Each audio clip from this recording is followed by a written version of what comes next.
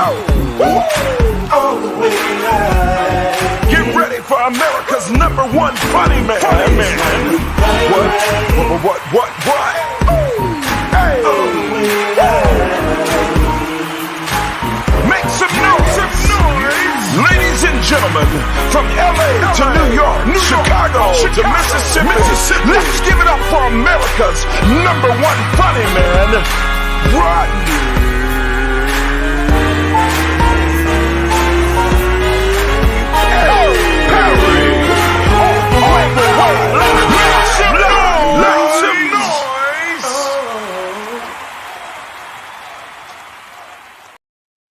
What up, party people? It's your boy Rodney Perry. Looking a little scraggly this morning. Goodness gracious.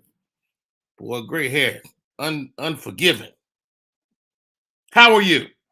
I am wonderful. Had a crazy great weekend. My daughter celebrated her birthday on Saturday. She is a Leo.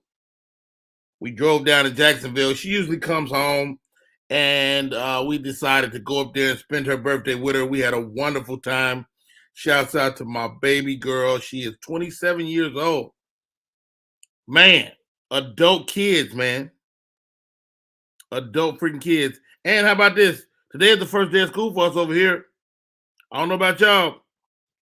We put a kid out this morning. What y'all do? You had to go today.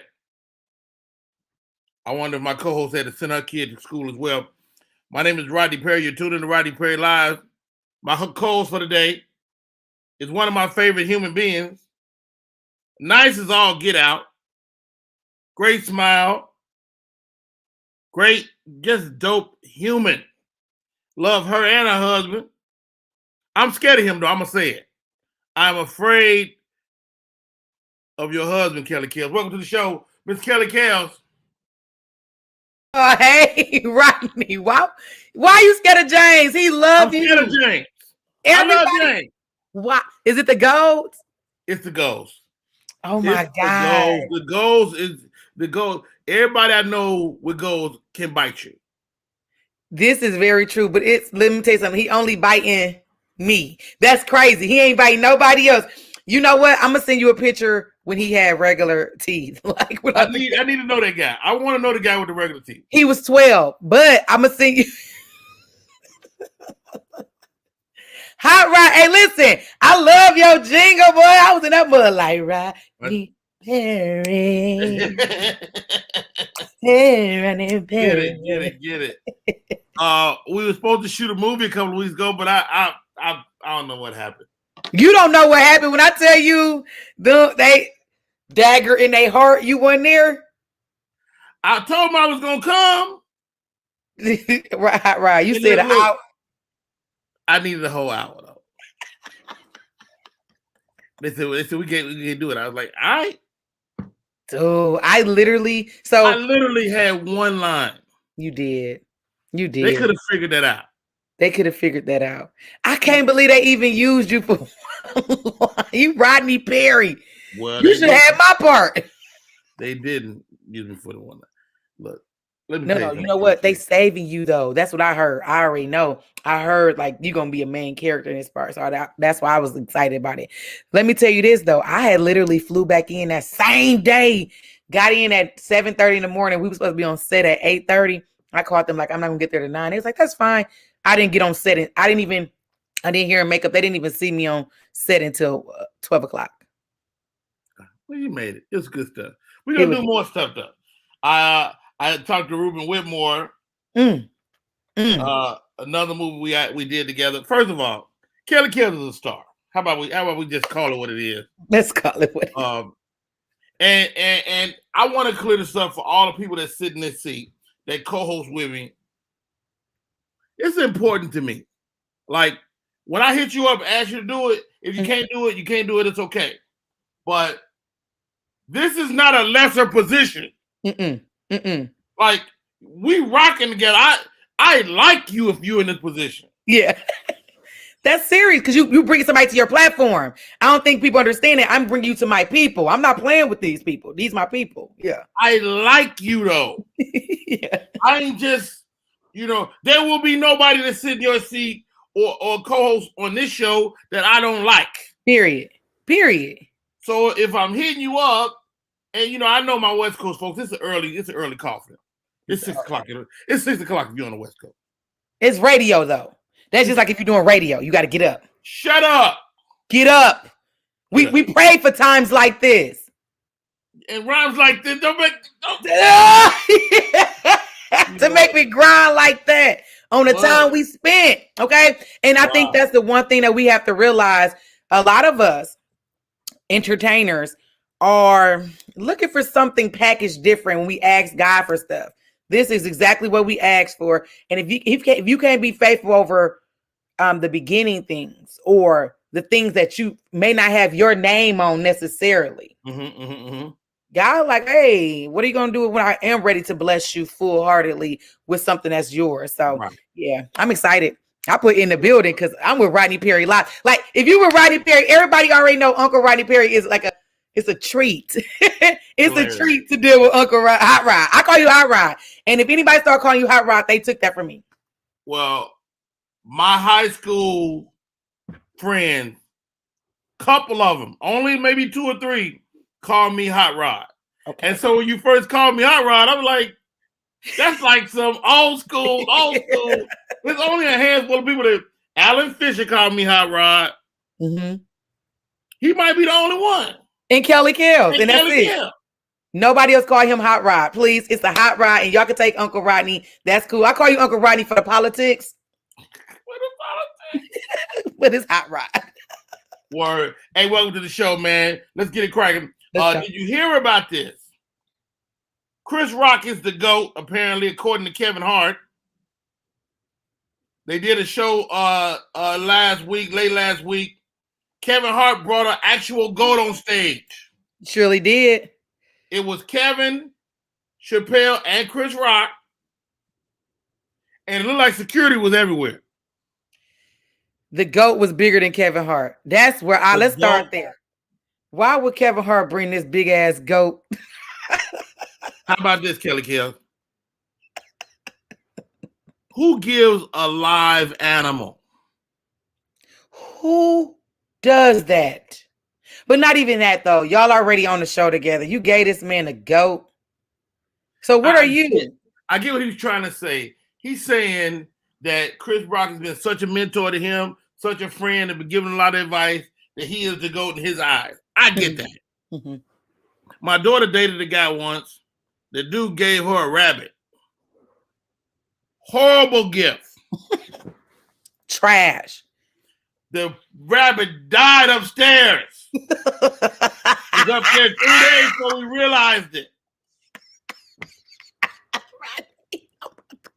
What? Why a rabbit? He want her never to hop out his life. What? I'm confused. I'm not gonna do this with you, Kelly Kell. I'm not gonna do this with you. But you know what? I think so. What it is, honestly, with Kevin Hart and Chris Rock, I actually did like them both touring. Sold out right away. 2 different styles of comedy, 2 different people in a sense. But I just like him showing homage. It's just different. But Dave Chappelle was on stage, so I mean, and if you talk to certain young generation, my daughter may think Kevin Hart's the GOAT. Wow. Yeah, it's sad. And she lives with a GOAT. She lives with the GOAT. She lives with a GOAT. She lives with the GOAT cheese. I don't know. Goat cheese? Goat cheese. Goat cheese. Yeah. Right. Yeah, so you know what? Do what you got to do. But that may be good for the comedy industry to show that the camaraderie between everyone could be good like that. Everybody can eat. Those are 3 major heavy hitters. Yeah. You can't take it from them. And how about this? The slap is still echoing around the world. Chris Rock finally responded on that show to the slap, but I don't look at what he said as an actual response. He said something to the effect of, if you think words hurt, you ain't never been punched in the face. That was just something to pass over. But what Will Smith did was a response. Will Smith did have a response. Hey, Candy, do we have the Will Smith response? Please, it was run that for me if you can pull that up, man. Because Will really, he 5-minute response. He came clean. Yes. Yeah, he definitely came clean, and he allowed people to see, like, hey, listen, I'm human. Y'all forgive me. Y'all forgive me. We're gonna be cool again. That's perfect. Did you kind of give him the side eye a little bit though? Because no, he kind of said I did, definitely. He kind of said one little moment when he was like, I told her before. No, oh yeah, he said, oh, when he said this, we got history. Okay. Yeah. And that made me go, wow. Let's go, Kenny. He said, I told him before. I'm trying to tell this new. It's going, the video is going, right? Yeah. It's a little long, so we may be able to chop it up and pause it. Just give me a couple seconds up. We'll get out of there. Whenever a video start off with words you got to read, it's going to be pretty deep. Yeah, and the blurry screen. The blurry screen is always crazy. You apologize to Chris in your acceptance speech. Stop right there, Candy. Stop right there. By that point. Stop right there for 1 second. First of all, Will, when your ass ain't looking at the camera, he might be still mad. He looking off into the distance. So you don't believe him yet at this point? I think he's reading the monitor. I think he was reading the monitor of a response that somebody may have said. Okay, also, let's look at this. I love Will Smith, for the record. Love him. But I still love R. Kelly, too. Do and will. I got issues. All right, I'm go ahead. stepping in the name of love. Stepping and flying. I believe I can fly. Go ahead. I don't know why I can't get to it. Hold on. I see it. In my mind, I'm pressing play. I know I can't. I got that triangle. Hit that triangle. Hit the triangle in the middle of the screen. Hold on. All right. Kelly Kelly's in the building. Rodney Perry. Can I tell y'all? I jumped in the shower this morning. I don't know why I be getting all fresh to death for podcasts. I'm like, I'm about to kill this podcast. Anybody gonna smell me? I was torn. What's there? Where? We'll try it again. Let's go. We won't stop it no more until we get out. It's all fuzzy. I've reached out to Chris, and the message that came back is that he's not ready to talk, and when he is, he will reach out. So I will say to you, Chris, I apologize to you. My behavior was unacceptable, and I'm here whenever you're ready to talk. I want to apologize to Chris's mother. I saw an interview that Chris's mother did, and that was one of the things about that moment. I just didn't realize, and I wasn't thinking, but how many people got hurt in that moment.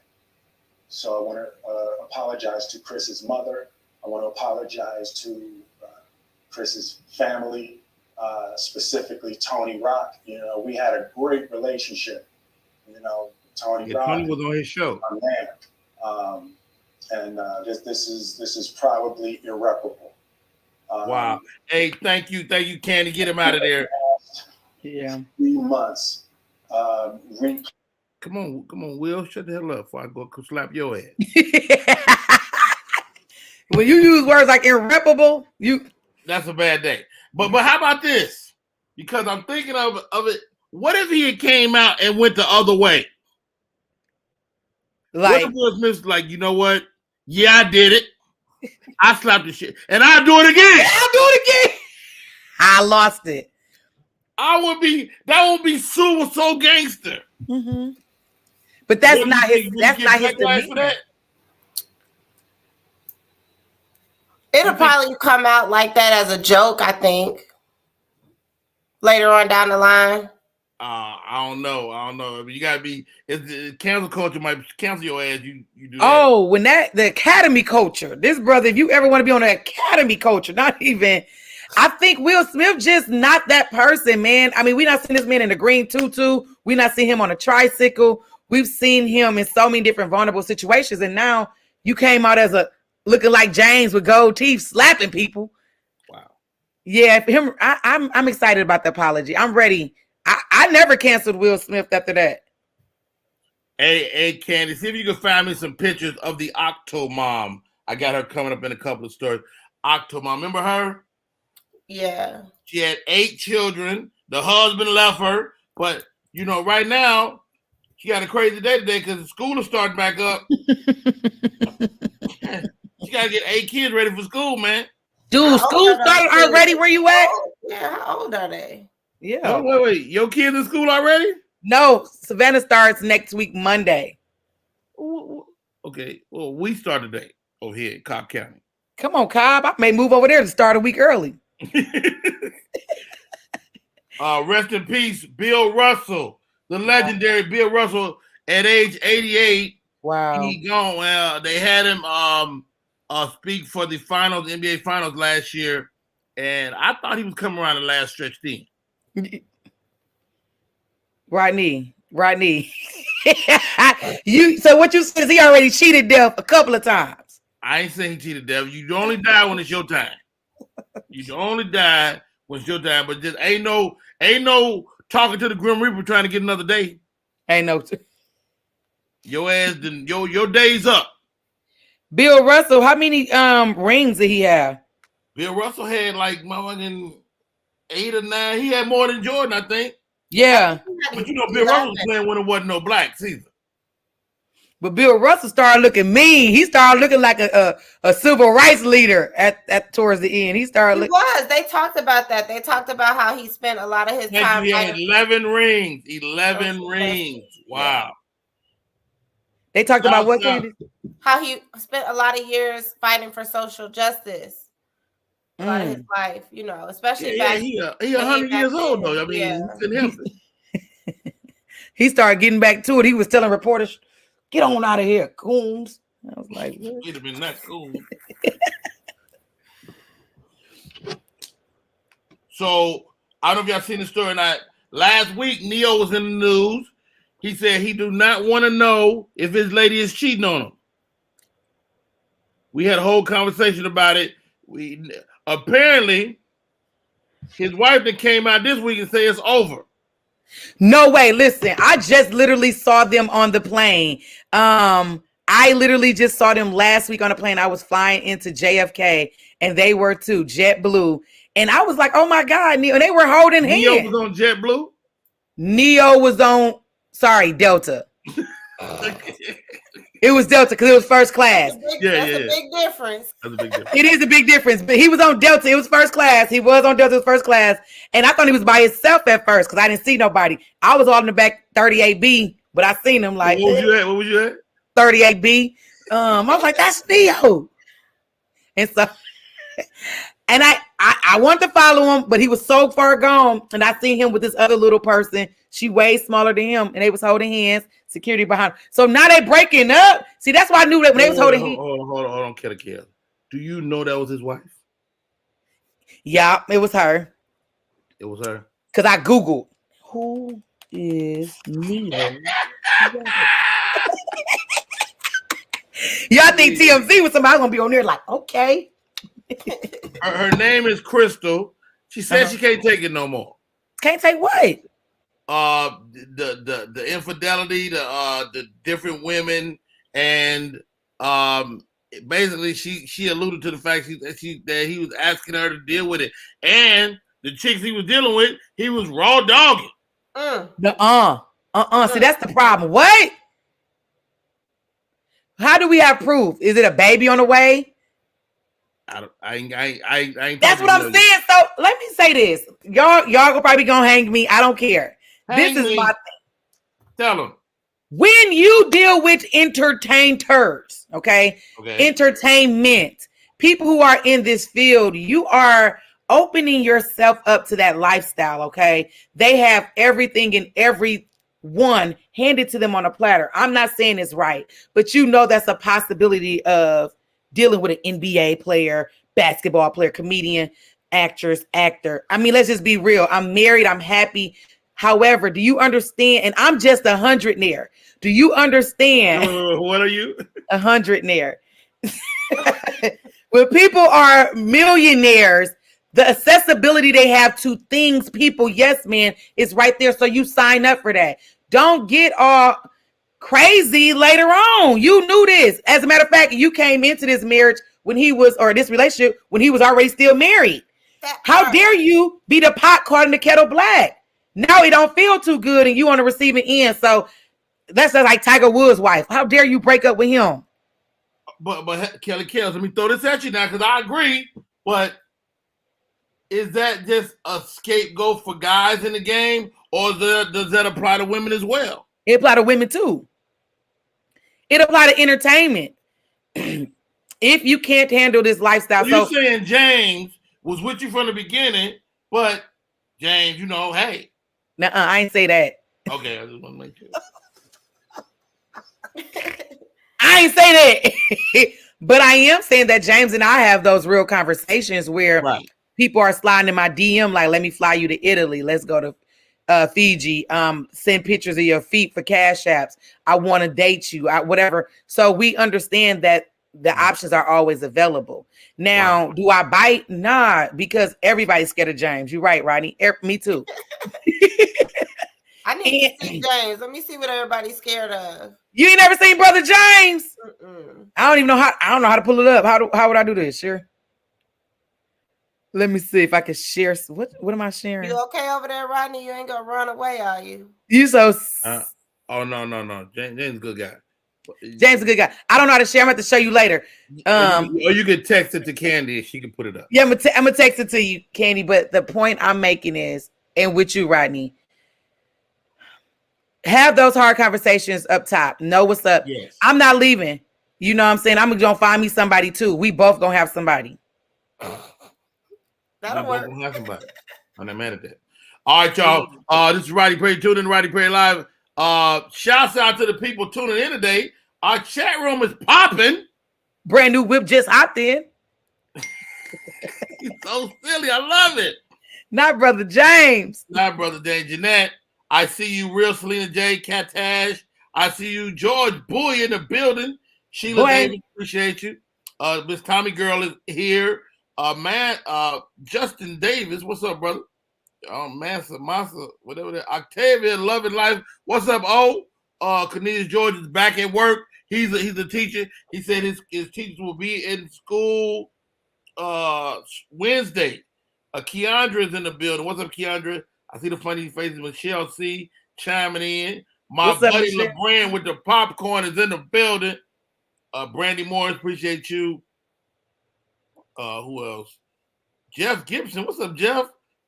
And Victor Marshall, welcome. And Lavinia, thank you for tuning in on the YouTube too. Mad Love Marriage Maker, appreciate that. They trying to do. Candy, you see this? And you do you still got the Black Panther trailer? I could pull it up. What happened? I'm gonna tell the story. You can work on it in the meantime. Okay. Looks like they're trying to boycott Black Panther. What? So the real diehard Black Panther. So Black Panther lived in the comic books for a long time. T'Challa though specifically lived in the comics for a long time. Sea Dog in the building. And when what's your man name that you played him? Michael B. Jordan. Wait. What happened? The black man that played T'Challa had passed away. Oh, Chadwick passed away. Marvel made the character pass away. T'Challa is dead. Really? But he shouldn't be. But he shouldn't be based on the comic books. So the purists, the Marvel purists, are talking about boycotting the movie. I personally don't give a damn. You don't care if he's in a movie or not, or about them boycotting it? I don't care if he's in a movie or not, because the movie is they already set for multiple T'Challas, multiple Black Panthers, because his father was a Black Panther. So they're gonna figure out a way to make somebody Black Panther. So Black Panther's gonna go on, but it just won't be that particular King T'Challa that passed away. Michelle, she says, F them boycotters. Oh, goodness gracious. I'm not into just the storylines of the superheroes. So they not had 33 different Spider-Men. Okay. Every time I look up, I'm like, is he old again? So I mean, what are we doing? So just let it be what it be. People are invested. With Spider-Man, you know, that's also getting into the multiverse. So it might be, you know, they did comic books about it. And so the purists want to maintain the comic book, and it was 50 Spider-Man in the comic books. Yeah. Yeah. You know, so I don't know. It's interesting. I'm there for it. How about this? I'm there for it because it's a black movie. It's a black movie, and it was a black movement though. Like literally, I went to the movie theater in a dashiki. No, you didn't. Yes, I did. Me and James and Savannah and like 19 of my family members and friends. We all literally was like in dashikis. Where you get a dashiki from? I lived in New York at the time. You can get dashiki from anywhere in New York. You can get dashiki from a bodega. A dashiki and a hot dog. And a hot dog. Two dashiki. So, I mean, so Black Panther was a serious movie for us. We clapped. We was at the end. We sat at the end and watched what was going to happen next. So, I mean, it was just sad that Chad was not there, but whatever they put out. Doggone, what's his name? Mystical to call another rape charge. No. How? It was on a thing. I didn't even want to say it, but somebody mentioned it in the chat. I said, let me go and just throw this out there. I hope it ain't true, man.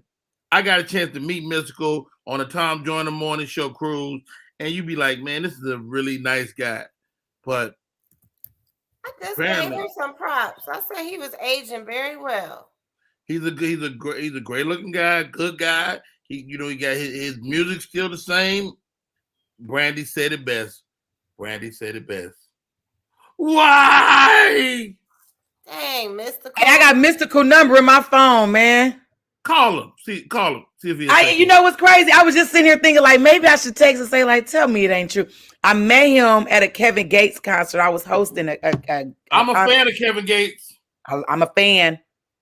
I'm not. I was hosting, and Kevin Gates was there, and then so I mean, Mystical was there, and he performed. It was just crazy. It was crazy. And when I say he got the same effect, show me. Oof. Well, wow. He's probably not gonna answer Kelly Kells because he's definitely booked and in jail. Can't get off. I'm about to go. She said he is booked and not busy, but definitely booked. Right. So he's in custody. He is definitely in custody. My next guest is here. You don't even have to. Special guest for the day. We got 2 minutes though. A couple of stories. Did you see this story? The guy flies the girl out for sex. She don't give it up. He takes her back to the airport with no flight. Wait a minute. Deuces. You let him buy you a one-way, stupid. He canceled the other half of the flight. No. Is this acceptable at all, Kelly Kell? This is not acceptable. It's not acceptable, and she should have never put that out there. You ain't had no money to get you a one-way on Spirit, at least. Oh. Let me tell you something, Hot Rod. Ain't nobody buying me nothing. You send me the money, I'll buy my own ticket. Wow. You hear me? And if you're gonna buy me a car or anything like that, it's in my name. But that's the thing, it's flued out. People get flued out all the time. They do. But you got to send me put the ball in my court. Send me the money. Because if you fly me out, I'm already fit to up the price on you. These tickets $700. He gonna look they $350. But how about this? Do you not go if you know you're not giving it up? You don't go. Let's be real. I'm in my early 30s. And okay, whatever. But she said what she said. And I meant it.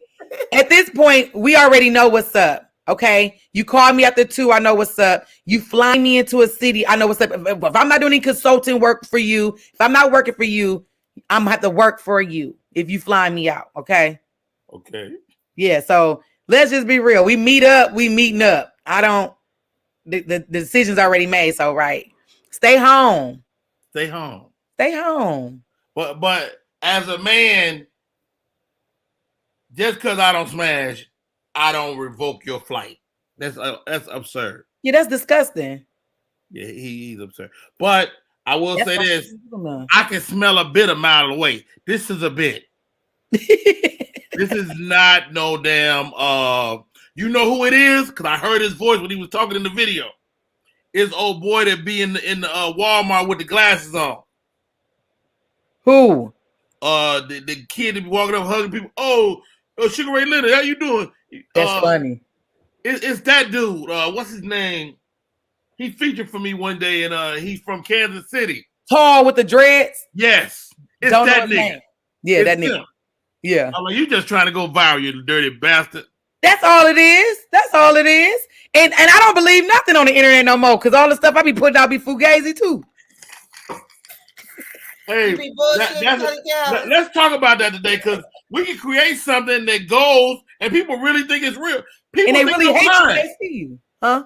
I do a character called Barry the Blind Uber Driver, and people be thinking that nigga real. And he not.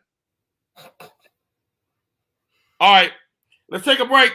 When we come back, world-renowned super comedian got her face beat already this morning. Show some love for the lovely and talented Hope Flood when we come back. My name is Rodney Perry. You're tuning in to Rodney Perry Live. Sitting in with me today, Kelly Kels is in the building. In the building. Let's go. We'll be right back. Type 2 diabetes can have a big impact on your life, but how can it be prevented? Well, the first step is knowing if you have prediabetes, a serious medical condition that puts you at high risk for type 2 diabetes. 1 in 3 American adults has prediabetes, but more than 80% don't know they have it. The good news is, prediabetes can be reversed, and for many people, healthy changes in their daily routine can make a big difference. Take the 1-minute risk test today at doihaveprediabetes.org. SM Marketing Communications is not only a marketing communications company. They also provide web content management, social media marketing, video and audio production, advertising, not-for-profit marketing management, and community outreach and engagement. Want to learn more about SM Marketing Communications? Call area code 314-339-7662. That's 314-339-7662. That's SM Marketing Communication. What up, people? We are back in full effect. My name is Rodney Perry. You're tuned in to Rodney Perry Live. Me and this young lady go way back. I knew her when she was small, and then she got big, and now she's small again. Fine as hell. Got all type of stories and funny anecdotes. And not only that, she gives back to comedians. You must love and respect that. The convention is coming up. Comics Rock convention is coming up, and she's here today. Welcome to the show, Miss Hope Flood. What's up, Hope? Hi, Boo. How are you? Hope Flood up in this bitch, fine as hell. What up? Kelly Kell says she in her early 30s. How early, Kelly? How early? How early, Kelly? My girl right there, my girl. Oh, can I cuss on the show? My It's girl too late. right there. It's already, you got it. How Hey, you doing, first of all, Hope Flood, thank you for coming on the show, man. Thank you for having me. Comics Rock convention, man. Mhm. Before we get into particulars, Mhm. to have the wherewithal to put it on is awesome to me. Thank You you. started off doing something just for the girls, but then you also let us come in and bless it as well. Talk to me about the idea that started the whole thing, the Inkling. What started it was from the Laugh-A-Palooza. That was years and years ago when Laugh-A-Palooza was in Atlanta. And they flew me out, which They is flew not you work. out? They flew me out, okay? Round trip, though. Round trip. Right, the whole flight, back Yeah, a with whole them. flight. I was like, okay, I'm still giving up, but I'm just saying, give me a round trip, okay? So anyway, so they flew me out, and I spoke with the owner, the guy who started it, Ron, and Marcus King was involved. And I told him, what is this about? He asked me to consult with him, and I said, if this isn't about comedians getting better, you're not going to get to year 10 with this. And he did it. And so I saw, because I am a comedian, a 30-year veteran comedian, I saw what they didn't do. And I said, well, let me do what they didn't do. And then God just dropped this in my head. And the reason I did it for the female comedians first is because we are so behind you guys. We are behind the male comedians. So it's like, okay, what is it that we need to do? Because we're behind. So I started a group on Facebook called FICA, Females in Comedy Association, to just start a conversation about what it is. The last Black female to ever have a sitcom in her name was Thea Vidal, and that was 1997 NBC. Wow. That hasn't happened again. So I just wanted to start a conversation with that. And from that, I started the Females in Comedy Convention, and I did it for about 2 years for just women. And then the male comedians were calling me and they were saying, well, Hope, we want to come. I'm put on a dress and a wig and some heels. And I'm coming. I'm like, don't hide behind the convention if you want to put a dress and a wig and some heels on. If that's what you do, that's what you do. So be it. Yeah. And so I rebranded the name to the Comics Rock Convention. And here we are 9 years later. It would have been 10, but the pandemic happened or whatever. Yeah. So this is my 9th year. It would have been 10 or 11 or 12 by now. Yeah. It would have. Yeah, it would have been. Well, I waited 1 year and then I saw Atlanta was open. I guess y'all didn't know that there was a pandemic going on in Atlanta. We never did succumb to her choose. I think the corona was scared of catching HIV. So it just kept wow. We a virus, but hey, Hope Flood, not only the Comics Rock Convention, but you're also like the most industrious comedian out there, bar none. When you say that, what you mean? You know what I mean. Hope Flood, what you want, a purse?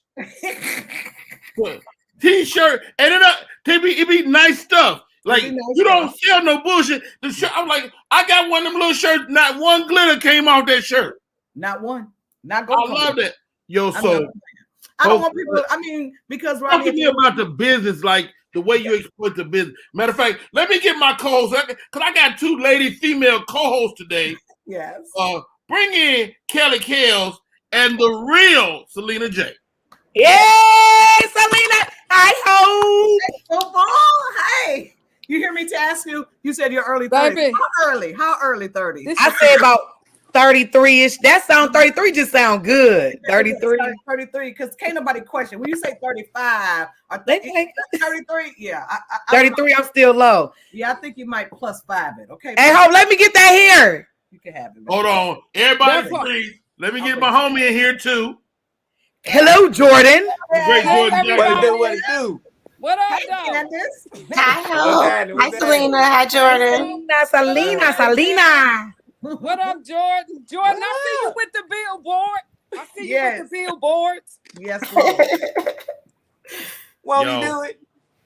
But Hope, again, talk to me about like your business in terms of like when you travel, you in the cannabis business, you in the apparel business, and you make us know that we as comics are more than comics. Well, it really worked out because when the pandemic happened, I just switched to another business, whatever, so I can stay paid. I live in LA. You know how expensive it is to live in LA and everything. So I ain't got nobody fluing me out and everything like that. So I got to pay, So basically I have a lip glitter business. It's called Hope Lips. I have a hat business, Hats by Hope.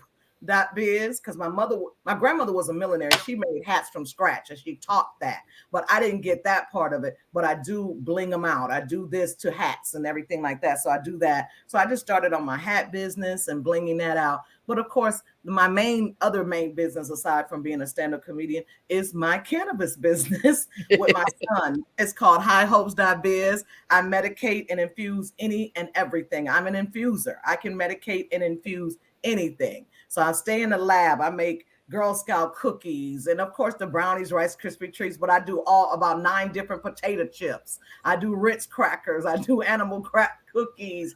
Let me ask you this. Do you have to tell you like, don't eat this whole damn cookie? I tell them, don't play with my shit. Don't play with my shit. Okay, that's what I tell them. And they be like, "Hope, I was down for 3 days." I said, "I told you. I tried to told you." Because I medicate everything because I hate when people say it didn't get me high. I'm like, oh, really? Okay, no problem. I got you. And so I ain't never had something from you and ain't got me high. I think Hope paid me in edibles one time. I said, I'll take you. I'll take you. Okay, everybody at edibles. I've started Flame on edibles. One time we was going to a show and Flame had anxiety. I said, open your mouth. Open your mouth. Open your mouth. I popped one of them because that bitch had the best set of his life. Yeah. Ever since.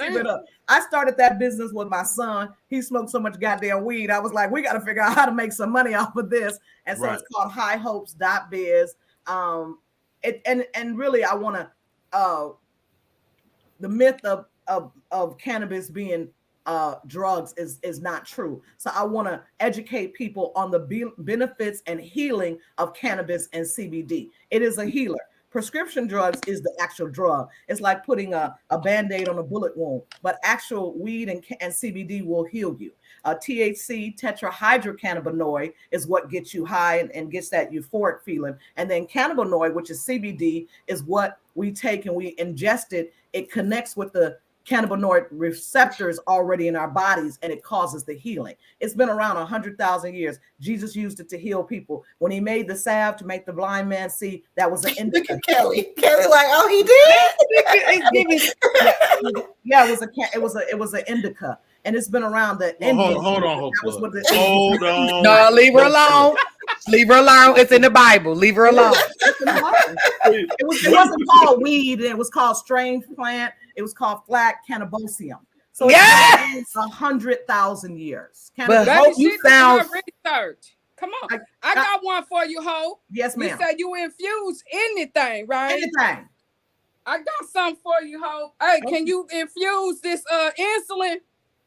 Yes, I can get you off of it.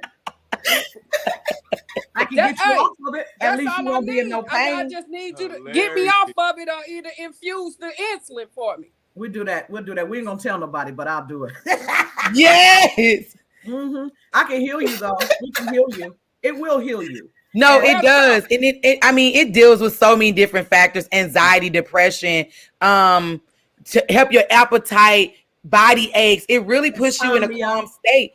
And it is a healing mechanism. So a lot of times I started eating edibles during the pandemic, and it healed my marriage. Yeah.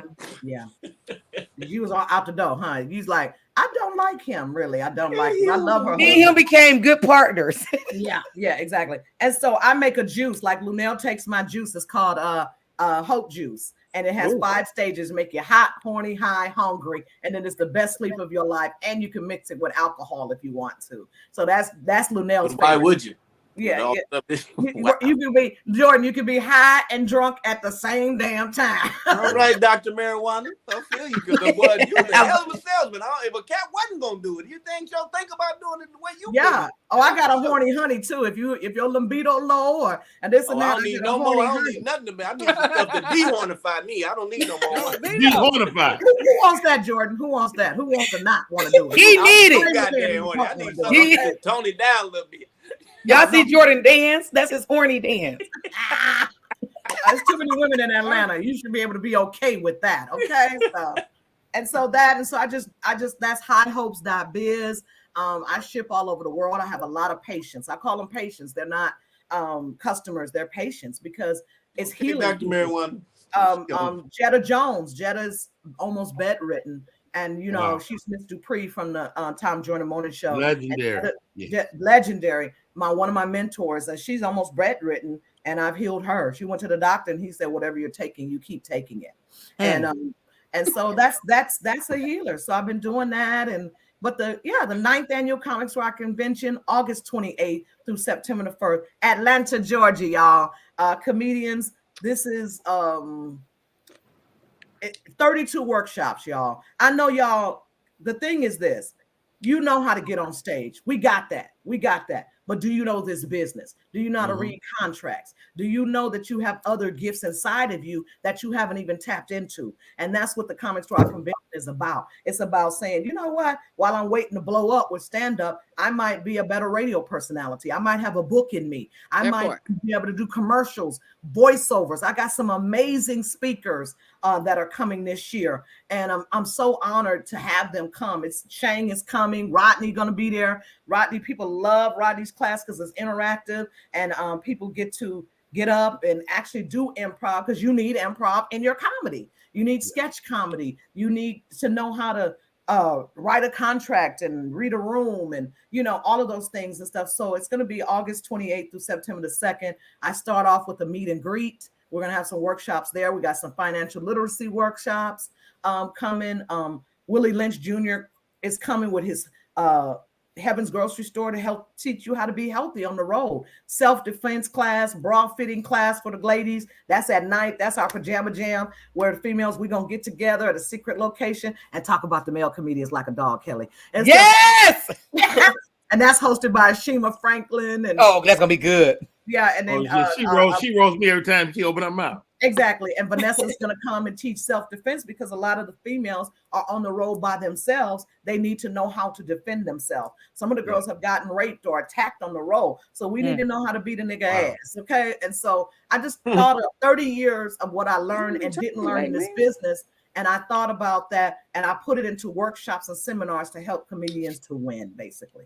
I know I tell you this all the time, Hope, and I just want to say this in front of the podcast, in front of everyone. I tell you this all the time. Thank you for being fearless and thank you for taking that leap of faith and saying, I'm not just going to be selfish. I'm going to open up the doors for other women because we know that in this industry, a lot of times people hold on to their jewels that they give, but for you to have a convention and say, not only am I going to open myself up to you, I'm going to open myself and my resources to you. So I just want to say thank you. I appreciate you. I love you.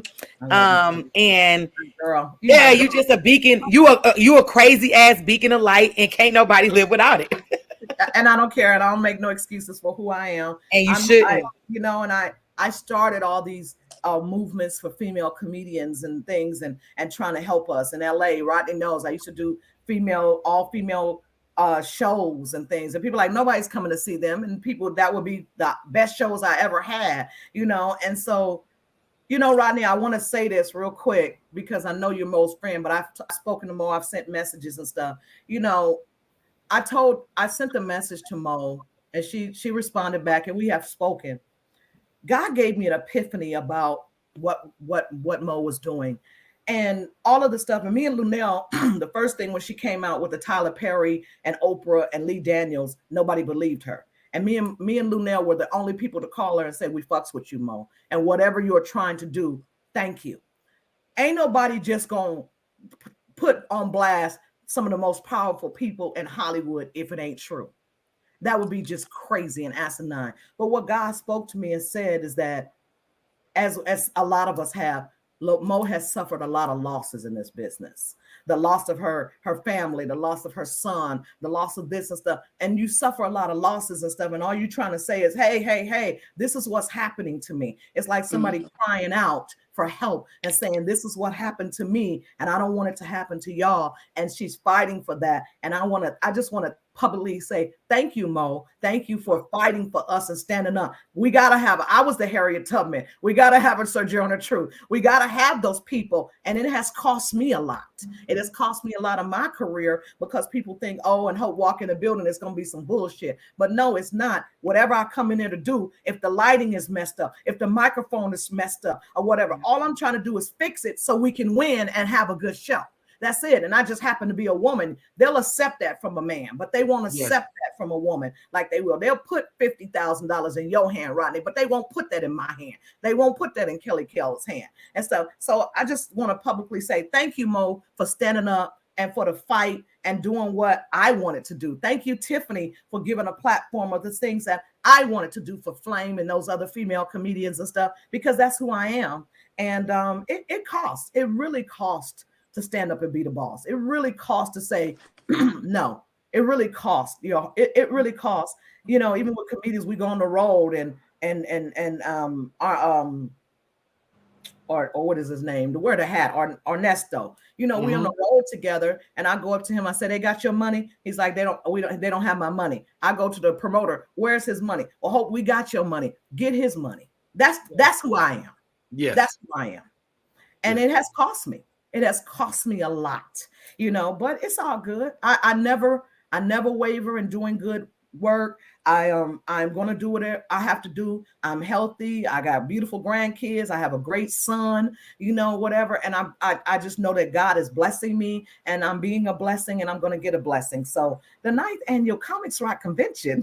Come on now, the 28th through September 1st, August 28th through September 1st. Hopefully, let me ask you this too.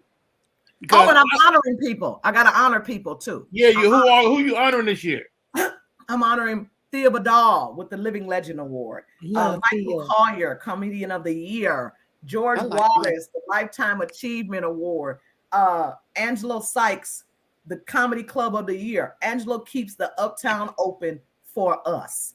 He probably made a dime. He like J. Anthony Brown. J. Anthony Brown made a dime at the J Spot and everything, but he kept it open for Black comedians to have a place to work. Ray Gordon, Promoter of the Year. He's a promoter and comedian out of Philadelphia. He's amazing.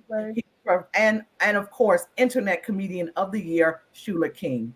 So that's what I'm doing this year. And performances by Angie Stone is going to be in the building. And that's going to be on Monday, August 29th. I do it during the week because I can't get y'all on the weekend. Y'all be gone and stuff or whatever. So it's during the week. It's a sacrifice, comedians. It's a sacrifice financially or whatever, but you can't afford to miss this information. Atlanta makes it more worth it though, because it's easier to get here for a lot of people. It is. And LA was a little far, or whatever, but LA is also the place you need to be in a sense as well. Atlanta's blowing up, but people come from Hollywood to Atlanta, they do their movies and then they going back home. They come back home, whatever. So I honor people in the business. I want to give people their flowers while they are here. We are losing too many people. Now Hope, everybody go. I'm sorry. Hope you just shot some specials. Am I right? I did. It's called the Hope Flood Experience. And I did them in Atlanta. And I have a channel on the XOD network. Y'all download it. It's 3 brothers. They started this channel to Good guys. I like them. They're amazing. Dominique and Mitchell and all those guys. And it's not to compete with Netflix, but it's to say, hey, we have a platform. We're in 2 billion subscribers' homes, and you can put your content up there, charge what you want to, keep your money, take it down when you want to. And they just gave me my own channel. Dominique actually used to be one of the producers of Comic View, Rodney. And so that's how I just reconnected with him about a couple of years ago. And he was like, here's your own channel, Hope. And so I'm doing specials for comedians. I started off with just doing Female Comics Rock, trying to help female comedians, but we don't have enough content. So I had to open it up. And so I'm doing specials. So also with the convention, the winners of their showcases, because we do showcases at night for the comedians at the mainstream comedy clubs in Atlanta, they'll get to do their own 15 or 20 or 30-minute special. So I gave one to Janet Dollar, Dante Ray, and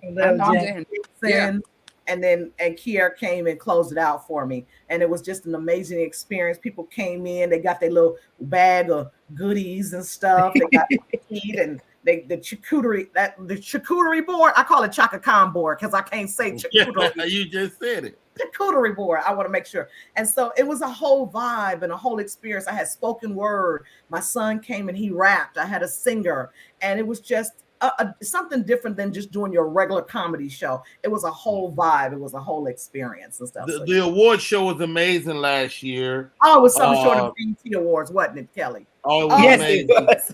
But can you speak to this? We got 6.5 more minutes. Mm-hmm. Can you speak to this, Hope Flood? Can you speak to your transformation and encourage folks, how to get fine again like you did? I was never not fine. I was never not fine. I was just big never fine. Never ever. I was just big fine and stuff. Is my bounty going up, Rodney? What's my bounty? My bounty used to be $100. What is it now? You hot in them streets right now. Hey. Like, did you see Hope Flood, nigga? God damn. Hope Flood. Everybody trying to fuck now. I said I ain't fucking niggas. I only fucking niggas who was fucking me when I was fat. So that's back then y'all didn't want me. Now I'm skinny, niggas all on me. Yeah. So I ain't fucking niggas who was fucking me when I was fat. So that's 1 ex-con, 2 rappers, and 10 comedians. Blow the whistle, shit. No, when I was married, I lived in Texas when I was on the radio there, and I got married, and big is big in Texas, and I never understood that being from LA, you know, big girl is got a problem here in LA. And my ex-husband figured the fat he cooked. He figured the fatter he got me, the less anybody would want me. And I didn't understand that then. And I came to Dallas at 14. I left there at 22, 23. And I'm 5 feet tall and I wear a 6.5 shoe and everything hurt. Everything hurt. When I would go to the doctor, everything that is related to your health is related to your weight. I would go to the doctor and say, my knees hurt, lose 50 pounds. My back hurt, lose 50 pounds. I have POCS where I have hair all on my face, lose 50 pounds. I have sleep apnea. And all of these things were piling up. My grandmother died at 65 of diabetes, went into a diabetic coma, was in the house dead. Her and my little cousin dead together in the house in my hometown. My mother died at 56 with diabetes. This generational curse stops right here with me. Yeah. It stops right here with in the name of Jesus. That's it. And I break a lot of generational curses in our lives. And that's why sometimes, y'all, it's so difficult to do what you're trying to do because you're breaking generational curses and the devil don't like that. Yeah. So I break a lot of generational curses. And I just really got tired of being a fat bitch. I'm just going to be honest. I just got tired.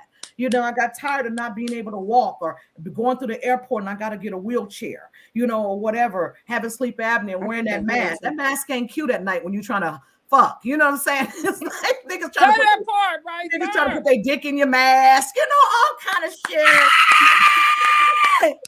And you a fucking scuba diver. Yeah, talking about mask off. You know what I'm saying? So that, and so I first I went and got the gastric sleeve because I was gonna have a doctor just fix me up. And he said, I have to be honest with you. He said, you have got to get this weight off of you. And so he told me, he said, you need to get like maybe the gastric sleeve or the bypass. And I opted to get the sleeve. And so I lost over that whole period of a year, I lost 120 pounds, you know, with that. And I felt better and everything. But now all this hanging skin, you know, whatever, really in my arms and everything and in my stomach. And so, when, you know, during the pandemic and right before it, I took my PPP money and I put it on me. You know, I'm a business. So I took my PPP money and I went to Mexico. I'm 2 hours from Mexico. And the reason I'm so transparent with it is that I want to encourage other people. Black women should stop shaming other Black women for getting work done. We need to stop this shit. Yeah. Wow. I hear other women say, well, he don't like me with my flat ass and my fupa, then fuck him. Well, he don't like you with your flat ass and your fupa, okay? Do something about it because you can. So I live 2 hours from Tijuana. I go over there. I get all of my work done. So after I lost the weight, you know, I went and I had a tummy tuck done. Then I had a breast lift done. You know, I had my arms fixed because all of this skin was just hanging. It was just hanging and it wasn't appealing. I had my thighs done. I didn't have no booty no more. So I went and got my booty done. I fat transfer and my booty done. I've had probably about $35,000-$40,000 worth of work done. Damn, Hope. Okay, high hopes. I got high hopes now. Yeah, high hopes. They helped me do that. And I'm gonna get my boobs done. Yeah, I'll take you to the doctor. I went and had them lifted and stuff, and he put an implant in them and stuff. I'm gonna get my boobs done. Yes, you need to get them cut off. Is what you need to do. Men get them cut off. And you know what? That's really encouraging, Hope, because every time I say I'm gonna get a tummy tuck, everybody like, don't do it. Do it the natural way, nigga. I'm 33. What's the natural way? I ain't did it right. That I'm gonna have to just get this. Not only that, if you've had children, start over. If you had children, that you know, that fupa there, that's not going anywhere. I don't care how many sit-ups, crunches, I don't care how many waist trainers, none of that is going to help because you have stretched it out of its original state. So you Hope, you're humble. If I get all this work done, I'm about to be funny acting. Rodney go like, join my live. Nigga, I got a tummy tuck. I'm not about to be on your live. I just got flued out. I just got flued out. But you know, I think I kind of lost. I had an epiphany. I have therapy with my therapist every Tuesday and stuff because we need therapy and stuff. And it has affected my comedy in a way because I was funny hiding behind the fact. I was hiding behind being a big girl, being funny. And now that I'm not a big girl anymore, I almost don't. I don't know. I can't do none of the fat jokes no more, you know, or whatever. And so it is kind of affecting my comedy. So I have to do a real reintervention. So just keep that in mind. But I did it for my health, you know, whatever. And I want to look good, and I want to like what I see in the mirror and stuff. I didn't have my coochie done. This is my second pussy, okay, y'all. This is my second pussy. Okay, Okay, wait a minute, Hope. What they do to it? What they do to it? Wait a minute. Tighten it up. Damn. She got a mommy makeover. Jordan, shut up. A grandmama makeover. Okay, Jordan, stop laughing. So Hope, let me Get a new Hope. coach. I know this turned into the Hope show. Yeah, it is. Baby, let me tell you how you blessing me, okay? Okay. Because I got a lot of shit going on, and I feel the same way, and I be a lot of transparent about what I'm saying and what I'm doing and how I feel. Because if I don't feel good, I don't look good, then I don't want to fucking do nothing, okay? Yes. So I'm dealing with the diabetes, okay? And it's kind of, I just Right got there. out of the Hold hospital. on, let's say that moment. We gotta take a break. We right back. Hey, reset the show. Hopefully, hang out with us for another few minutes. And Selena, say that story. We'll be right back. My name is Rodney Perry. Yes. I got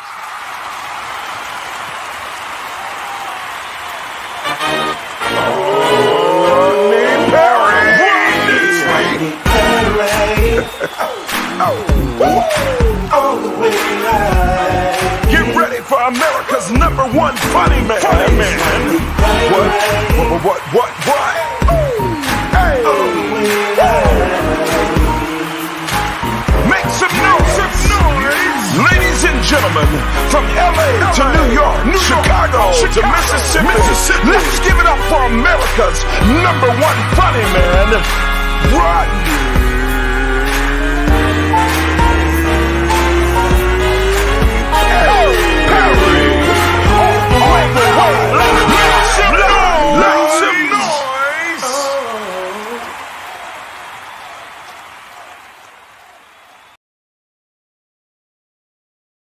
People, an incredible first hour of the show, man. Appreciate all of you for tuning in. Michelle C, I see you. Sherelle Thomas, Latrice, I see you. Welcome to the show. Lavinia, Keandra said, I just want my boobs lifted. They ain't never sat up. All right. She's here with us today, giving us all the game from weed to the Comics Rock Convention, August 28th through September 1st, honoring Thea Vidal, Michael Collier, Angelo Sykes, Toure, Shula King, Angie Stone will be performing. Wow. What an incredible weekend ahead of us. That's August. That's this month. I want to bring Hope back on the screen. Hey. And also, Miss Selena J. I cut you off, Selena. Please, the floor is yours. Okay, thank you so much, Rodney. Appreciate that. So, yes, Hope, I just wanted to let you know that you are truly a blessing. I'm trying to hold my tears back because I'm going through that. I'm going through everything you talked about, you touched on. I'm going through that. But I want to say, I'm a be a change too in my life. I don't have nobody in my family that had diabetes. I'm the first one. Wow. And I just want to know, why. And I think that, maybe God trying to direct me in the direction I need to be in. You see what I'm saying? I love comedy. I talk about the diabetes. I talk about this, but that's not helping me. That's not helping me, Hope. I need to get rid of this. You type 1 or type 2? 2. The thing with diabetes is that all of this stuff, high blood pressure, we're in a stressful business, and it stresses us out. And a lot of it is stress, and a lot of it is worry. And that's what causes these things. And eating on the road bad. Eating bad on the road. Ricky Harris, when we used to be on the road together with Def Jam, Ricky was a health fanatic. He didn't eat meat, or he had to have stuff, just healthy things. And I didn't understand it until he died, that he had a generational thing that his father had, that his uncles had, or whatever. And it just took him out of here. No matter what he did, it just came on him all at once, and it just took him out. I miss him so much, right? Ricky Harris was one of my best friends, and I miss him so much. And what you have to do, Selena, you have got to totally work on your health. You want to live? You got kids? You have kids? Yeah, Selena? and I got grandkids. I And got don't- grandkids, see, 3. I have my granddaughter. She's my mini me. I want to be here for her. I want to be here for my grandkids. And it makes me sad too that you're going through that, but I am transparent with everything because a lot of celebrities, they don't tell people when they go away for 6 months, they didn't either been to rehab or they didn't have work done. It's one of the other. Yeah. And so I'm transparent. I've always been transparent because I don't give a fuck what nobody thinks about me and what I gotta do. This You for know, me. Hope, I'm the same way. I talk about the diabetes. I do a whole set where I strip down to just my undergarment. Thanks. Not the like a shapewear. Let me get it right now, like a shapewear, because I want people to know I'm there for the people. Yeah, because but being I there know for if the I'm people going is through taking that and them I on feel that this journey. way, then they do too. But what I need to do is I need to get me together because it's causing me not to go to the stage. It's causing me not to really give a fuck because I'm so upset. But I understand that that's not gonna help me. No, it's not. And it's not going to help the world. See, our job, we are ministers of laughter. That is what comedians are. And our job, like people go to church and you go to church to hear the word. You got to hear your favorite church song before you go home and blow your fucking brains out or something like that. You know what I'm saying? That is the same thing that we are to people who come to comedy clubs. Yeah. So it's nothing wrong with telling your story, but there's a journey that needs to happen so you can heal and bring them people along. You know what I'm saying? Like Mo was bringing them fat girls along and stuff, and then she lost the weight and left them. I was like, Mo, no, you're supposed to bring them with you. So that could be a whole nother platform for you to do. And I know you don't feel good with the diabetes because I know what diabetes is and stuff. Some days you feel good, other days you don't feel good, but you're going to have to get up when you don't feel like it. You are going to have to do something about your weight because what you don't want is to them start cutting off your limbs. Yes, ma'am. Because I just. All right, what we're not going to do is talk about limb cutting. Everybody freeze. Everybody freeze. Ain't nobody going to lose a toe today. That's no, right. Damn. No, because Hope, I just experienced going to I had to go to the emergency room because I was dizzy and I fell a few times in the house and I was like, I know I gotta go. So I went on and went, and then you come to find out drinking in the house that's too, because of the now. Huh? You gotta stop drinking in the house too. I don't drink, Rodney, or smoke. That's just like Rodney. That's like Rodney. When Rodney got sick and he was in the hospital, I called him. I said, well, Rodney, what is it? And he told me, and he was like, he didn't want to take his high blood pressure medicine because it makes him impotent. I said, Rodney, you got 6 kids. You didn't did a lot of fucking in your day, okay? Because guess what won't happen? Dead dick don't work. First of all, that was a private conversation. Dead dick don't work either. It's something about dead dick. It's hard, but it just don't work the same. Okay, so whatever. If you get somebody to jump on it, it's all right. Look, it's all right. It's stuff, but we have to take care of our health as comedians. We're on the road. These clubs don't have good food, or sometimes you don't get to eat. You eating out the vending machine at the hotel. People want to take you out to eat. Can't eat. I can't do so it. Let's start with Selena, maybe getting the gastric sleeve. Then you can lose some weight. You got to do it now. They pay for it now. You don't have to worry about it. You got enough things going on that I think it's 2 or 3 things, and they will pay for it on Medi-Cal. You don't have to pay for these things, whatever. Let's start there. So you got to be proactive. We could talk about it all day long, but if you're not going to do nothing about it, you just woe is me. That's it. And you just want to hear people, you just want people to hear you talk about it, but you got to be about it.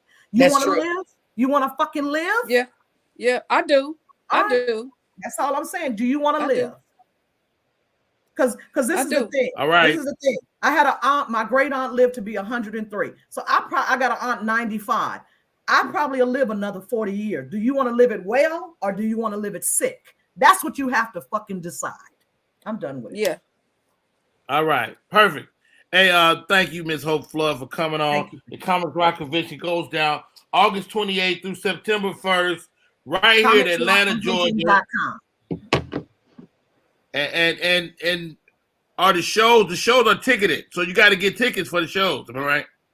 For the purple carpet tribute, you can go to comicsrockconvention.com. Comedians, I'm still running a special. It's $2.99, but right now on the Rodney Perry show, if you get it now, it's 50% out. So it's $149, and use the code CRC1. I just want people to come, Rodney. I really don't make no money off of it, and I don't have any sponsors. So the registration money pays for everything. I pay every speaker. Right. I fly people in. I put them up in the hotel. I pay the people that performing. Kelly Kales is performing. Nick Lewis is performing. Duchess is performing. I got presenters. Marvin Hunter is performing, and Kiana Dancy is coming, and JT and Don DC Curry is coming to present these awards and everything. So everybody I give them stuff, whatever. So I don't have a sponsor. I don't have anybody to sponsor it. So all the registration pays for it. People look at it and think I'm making a whole bunch of money, which I should. I should to make some money. I don't know why Black businesses act like that, but I should. But everything, when they come and they see it, this is really probably a $500 or $1,000 convention, and everything with 32 words. Your class alone, Rodney, 6 weeks of your class is $300. $350. Oh, sorry, $350. My bad. Hey, Hope, I want to say this to you though, Hope. You have inspired me to go ahead and get my muscle implants because I'm not happy with myself. So I'm gonna do that. You're not happy with, you look good. No, he needs the muscle implants. I'm tired of Kelly complaining, talking about, you know what I'm saying, that I ain't big enough. So I'm gonna go. He's my internet husband and he need them. I got something for you. You smoke enough weed, you get the munchies. You get it up, or whatever. All he gonna do is eat lettuce because he ain't nothing but a damn vegan. Yeah, of all the vegans I know are sick. Every vegan I know is sick and frail. Hell yeah. Their nose always running like they snort cocaine and shit, or whatever. They just look frail, Kelly. Every vegan need a fucking burger. That's what you vegans need. Get you a burger. But I tell you, he would go out to eat and smell my food to death. Poor thing. They be the one drop dead, get hit by a truck because you a vegan and shit or whatever and everything. Get you some meat in your life. I'm sorry. It's the vegans are like the vaccinated. They think they're better than everybody, like the iPhone users. iPhone users think they're better. It's because we are. Y'all are not. Y'all are definitely missing out on life. I love y'all. I love you. Kelly Kales, this weekend I'll be in the Rodney. I'm at a cannabis convention. Kelly Kales, are you going to be here, Kelly? I am. I may pull up with you. You're on the show. What are you talking about? No. I'm talking about, I think something else like a convention. Like, y'all Expo. The Cannabis Expo is called womenwhocan.org. You guys can get your tickets. It's going to be at the DoubleTree in Parameter on Saturday, August the 6th. I have a booth there, so I'll have all my high host products. My Delta 8 and Delta 9 is out. CBD, THC. I'll have gummies. I'm sponsoring the comedy show with Kelly Kales and Duchess and Light Skin Bobby Brown and Bo P. That Saturday after the cannabis convention is at the DoubleTree in Perimeter. I'm speaking on the platform, talking about cannabis. It's going to be a lot of speakers, a lot of booths there. And it's going to be in Atlanta on Saturday, August 6th at the DoubleTree in Perimeter. That's what I do. That's what you do. Pull up. Pull up. Look at Rodney. He look like he's tired. Okay. Rodney, I love it. Thank you so much, Hope. Thank you for coming on. Thank you for having me. Yeah. And you ready to get your hat line together, Rodney? I got you. Ooh. No, it's over. Okay. I don't know. It's something we got a lag. That's why I got to take a break. I'm taking a break. When I come back, more show. Thank you, Hope. Love you.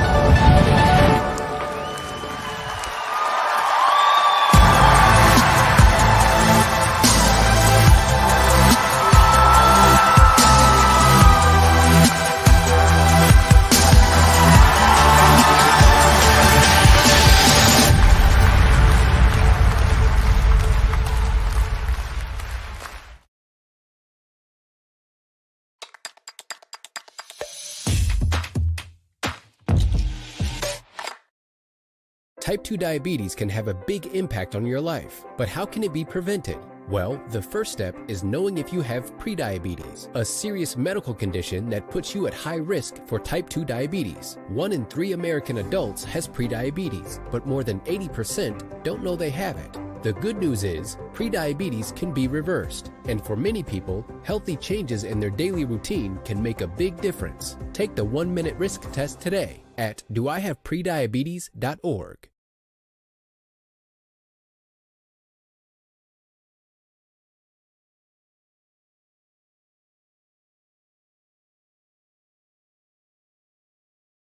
What up, y'all? It's Michael Sean, and I know you want to be a podcaster. You want a successful podcast. You want to give your views and opinions, but you just don't know how to do it correctly. That's why you got to hit up ShawneeScott.com. You want to be on radio, and you want to know how to build your radio career. ShawneeScott.com. She's done all of this. I've worked alongside her for years, and I will tell you the information that she can give you is on a value level that I can't even put a price on it. All you have to do is go to ShawneeScott.com. Your future, right now. That's it. It's Michael Sean. Yeah.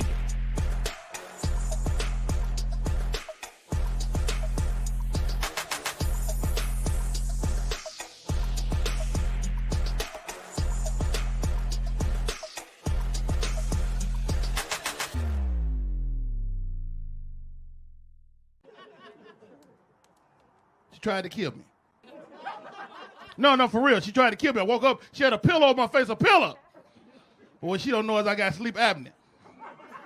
So half the night I don't be breathing no way.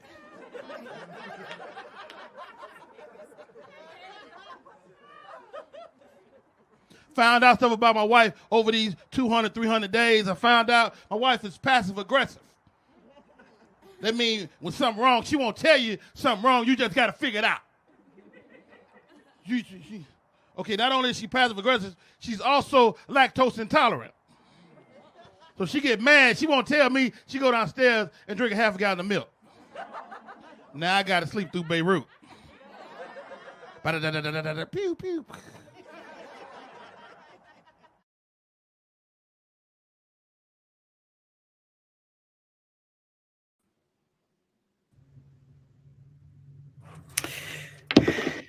Welcome back. We're waiting on Rodney to come back. Well, I guess we could slide in there like that. Selena, look at you. You eating a cucumber. Is that a cucumber? Hey, Kelly, I'm telling you, when they told me why I got dizzy, I went to the store and bought the whole produce department. I know. I didn't go down none of the middle aisles, baby. I went all around the side. No, seriously, that my trainer told me, like, if you trying to lose weight, you can't shop in the middle part of the grocery store. All the food that you need for you to be successful and healthy is on the outer skirts of the grocery store. Oh, wow. So that's the think about it. Everything that's in the inside is the boxed, canned, and everything else. Everything around is fresh fruit, produce, and even meat and things like that. So my I need to lose 670. Huh? My dietitian just told me the same thing. She said everything you need is on the outer perimeter. I'm telling you, I went straight to the produce department and brought all the produce. I might just start eating that Loving Hut. I bought me a juicer. I might go to the Loving Hut. Too, so y'all, I'm gonna be straight, y'all. You got it. Jordan, do you juice or do you just eat vegan foods or do you juice too? I do it all. juice and eat, and but I'll eat a lot of spinach, avocado, I'm always aware. And even if a person doesn't want to be vegan, you know what I'm saying, you can just be aware of the intake of meat. You know what I'm saying? Because this is a disciplined, hard thing to do. But if you can just be aware and say, okay, today I'm not going to do any meat, maybe twice a week, not do meat. You see a huge improvement. But I would say stay away from dairy, period. It is just not good. Look at Kelly. People kill me with the stay away from dairy. Oh, dairy. Why, Jordan? I'll tell you what, I had a lot of problems. I had a lot of allergies. I had a lot of my mind racing all the time where I can't sleep because I'm thinking of 117 different things at one time. And when I got off that dairy, allergies completely went away. My mind racing. I can lay down and go straight. What you eat is super, super important to your health. So, and if you don't want to give up dairy automatically, just don't do it as much. And there's good alternatives, almond milk and these different types of milk. And you stay away from milk, period. You just, if you knew. Milk is just not good. Don't give it to your kids. Don't give it to nothing. Milk. It's just not good. Do you drink almond milk? Yes. Okay. I love me some almond. I love the non-dairy ice creams. I mean, there's good alternatives. And that is true. So like when I have meatless patties, I gotta cook them up. I gotta fry them things hard so they can taste like something else. They don't low key does a good job. Beyond Meat, you gotta fry what hard? Meatless patties. They gotta be hard. Like they can't be juicy because they're gonna taste like whatever it's supposed to taste like. But if they fry hard, I'm tricked. Like it's a piece of burger. And I chew it quick. Yeah.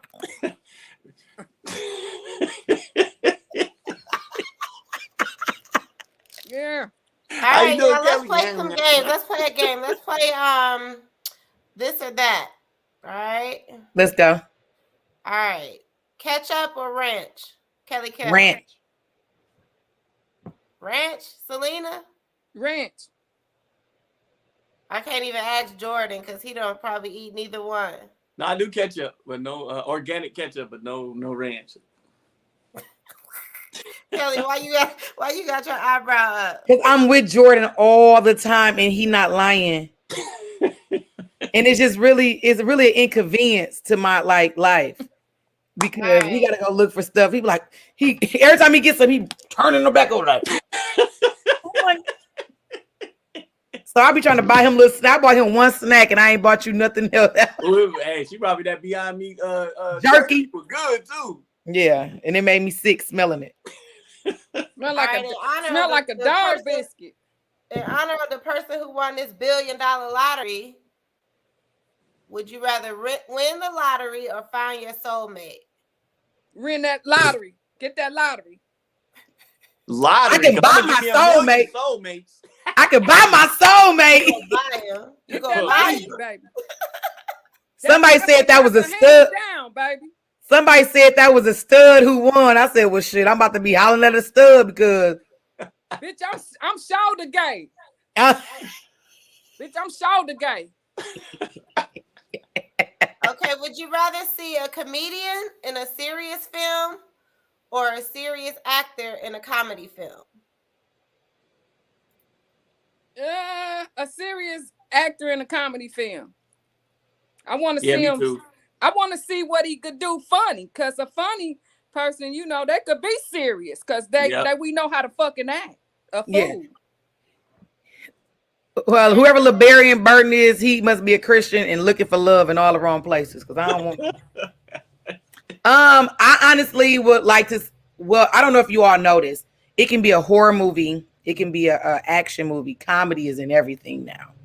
There's always a comedic relief in every movie I've ever watched. It's always going to be something funny. Even when the most scariest movie going to have something like you chuckle at. So I would like to see a serious comedian in a comedy. Because now you got to do that nonstop. And comedy is one of the hardest arts, period. Because when it don't land, it don't land.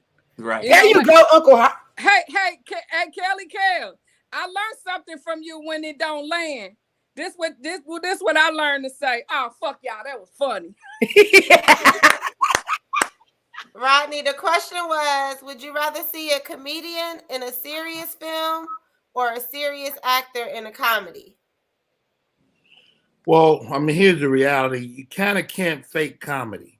You're either good at comedy or you're not.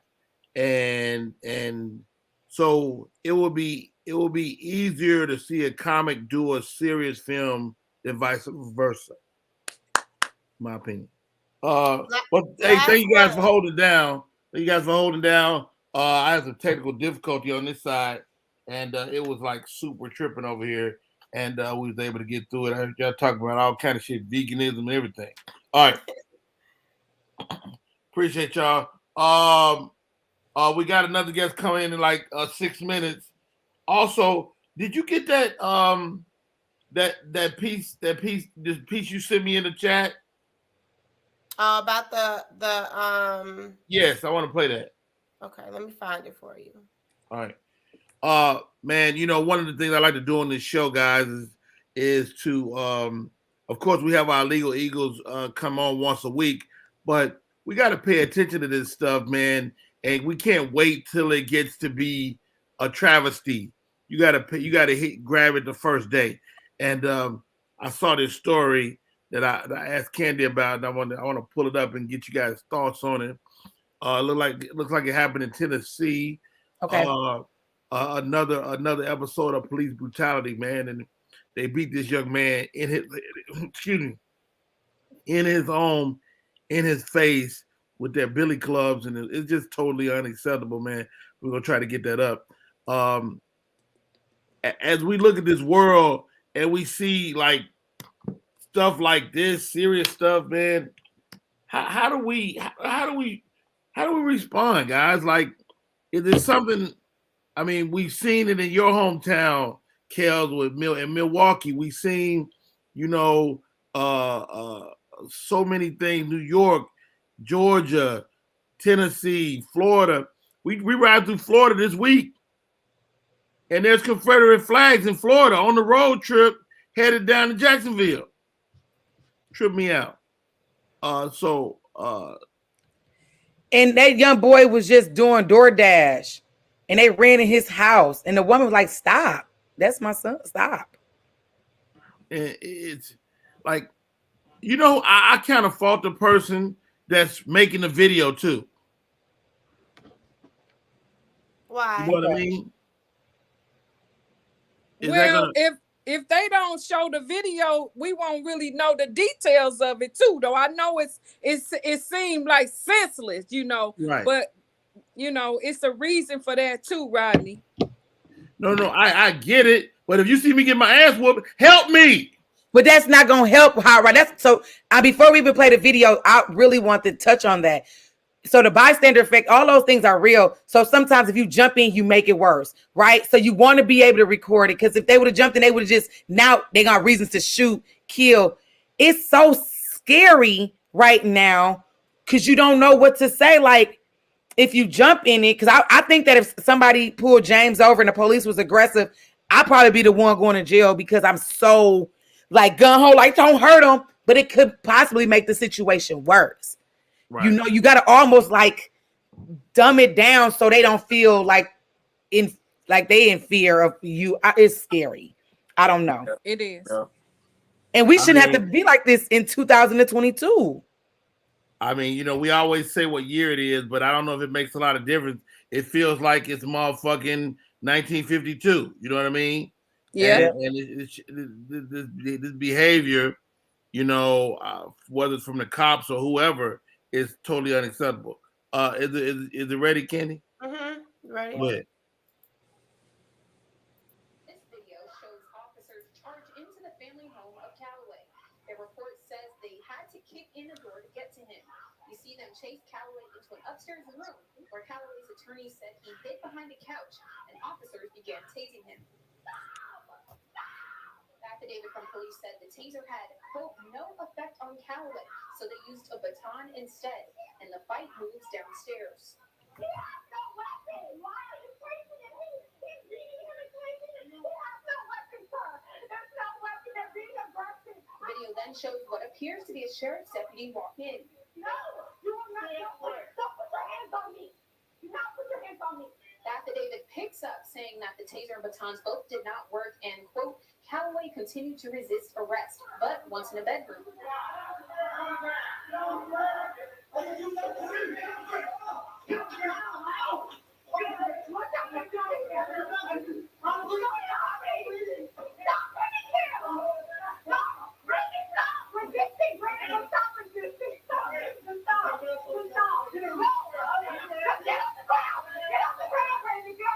But while on the ground, this happens, according to Calloway's attorney. Putting his foot on the head area and the neck of Brandon Calloway. video begins as this video. Yeah. Yeah. Don't put your foot on his neck. Yeah, no. But I mean, but you hear me when we talk about what happened to George Floyd in 8 minutes? It was people right there. You know, it's like, you know, I like to think that somebody at 7 minutes could have just tackled that cop and took him off. But then, like you say, yeah, that's easier said than done, though, man. You're gonna respect that uniform and that badge, even if whether you want to or not. It's so hard because these people they have a license to kill. If you try to step in, you can definitely be killed, and there's nothing that can be done. There's nothing that can be done about that. But he was killed anyway, Jordan. No, I'm talking about trying to go and save someone or try. This is enough, you know. Now they're saying that you're impeding their what they're trying to do as far as arresting somebody, and they can just kill you, and there's nothing that can be done about that. I think that's the mental paradigm shift, though. Like, if you're not willing to die, then so be it. You know what I mean? It's easy to say that when you ain't right there, and they can. No. I wasn't there. And I get the everybody standing down, but the people in the 60s didn't stand down. You know, I had a chance to meet a bunch of those freedom riders and stuff, freedom riders, a few months ago at an event. And you know what? They told me, say, Rodney, we were scared. We were afraid, you know, but we did it anyway. And like, there needs to be a mental paradigm shift. And I don't know, it might not come from a guy like me that's 50 years old. It's gonna come from a young man. But okay, so yes, that is very true. But we also have to condition ourselves. So that's why I was saying I'll probably be the one to go to jail, because you have to calm down. Because if you're in your calmest state, then they can't make any mistake. When that boy was acting like that, they could have easily said they felt threatened. They could have easily said he went for my gun. So you literally have to tell yourself, damn. That's just like when you tell your kid, be quiet with the teacher. They're going to win, right? Right? No matter if you may think you're right, just wait until I can talk to this teacher. Wait until the heat, everything calms down, because while you are high head, the teacher is still the teacher, and they're going to ultimately win. The police is still the police. No matter what, they're going to ultimately have the upper hand in that situation. But if you calm your ass down while somebody's recording and they still doing this crazy shit, now we can see. But when he's doing that, and I understand that's what fear does, it puts you in a shock. Like, I don't know what's going on. Somebody just died. But when he's doing that, can't nobody say he didn't reach for the gun. Can't nobody say he this and that, the third. So it's like you damned if you do, if you damned if you don't. But just remain calm. And that's unfortunate. That's the conversation I'm having with my nephews. Right. If you get pulled over, don't get crazy. No, I get it, man. I'm ex-military. I understand that. But I'm reminded of George Floyd. So many people standing around, making a video, recording for 8, 9 minutes. The guy's telling you he cannot breathe. And talking is just not working. Yeah. It's just not working. I probably would have tackled him too, Rodney. I think I would have. I probably would have tackled the white man. Now, like Jordan said, I'm saying, like Jordan said, do you run the risk of getting shot in the head yourself? Probably. Yeah. You know, Rodney. But I don't think hold on. Go ahead, Jordan. Go on, Jordan. I don't think that in hindsight, I don't know, even though, cause I don't know how long you can, I don't know how tight or whatever. I think anyone would have tried to save George Floyd if they knew that he was going to die, because you got to remember, I don't know how long somebody can have a foot on their neck. I don't know how tight it was. We really don't know, because of course you would jump in, but in the situation, if there's something going on between the police and even somebody you love, everything in you wants to go at this police officer. But it's like Kelly said, if somebody's doing something to James and you want to, but there's still a little bit of resistance, because it's like, man, they got all the power. If they literally can do whatever they want to me, and they're gonna say you should have respected the badge, you should have respected the fact that, man, that's a tough call. In hindsight, going, oh, he died. Yeah, I think anybody in their right mind would have tried to be the savior and try to come in there, but no one knew it was going to go that far, is what I believe, the people that were actually there. The only thing I would say with that is maybe if it was a mother and it was her child, she probably wouldn't give a damn. Yeah, for sure. Cause I'm just going all in, and in my mind, if it was my child, that's the first thing I'm gonna think. I'm gonna be like, we all gonna die today. Yeah. That's the mentality that I got. Oh, yeah, of course. If you about to do this to my son, my grandson, my daughter, hey, we all fucking gonna die. You know, I think it's different if he had a family member or somebody who was there because it's tough. As much as we feel for somebody, a complete stranger, to say I'm gonna put my life at risk to save you, and I'm not knowing that you're going to die. Point. That's my point, Jordan, is that as a people, we gotta at some point be fed up. As a people, we have to at some point. It's never gonna stop. They prove they don't care about our lives. So somebody gonna have to be Christmas addicts. Hey, somebody gonna have to be Sir Join the Truth. Somebody. It's not Rodney Perry. I don't give a fuck. What's that organization, y'all? They wear all the black, and it's called I Don't Give a Fuck something. Are you talking about the men in Atlanta with the guns? Yeah, them. I don't think that's the name of it, but I don't know. But we know they don't give a fuck. We know they don't. They do not. And but they are armed. Y'all know who I'm talking about, right? But hear me out. They're armed and they're respected. Yes. That's who I need to get. I need to be in that group.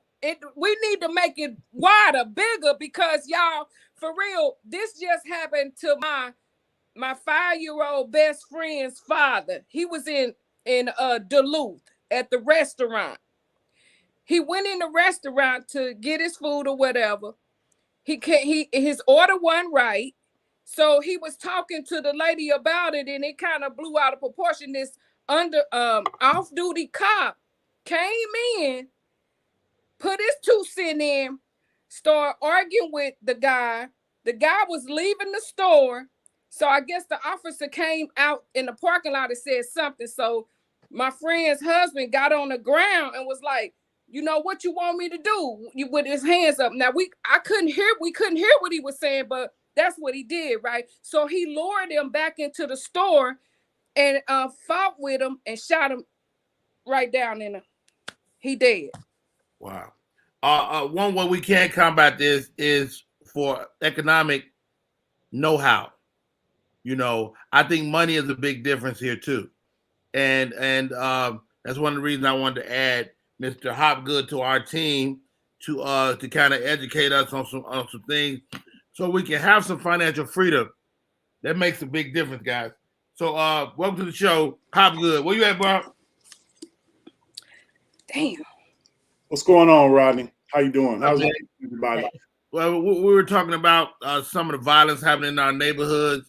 And no, you can leave everybody up, Candy. Come back in.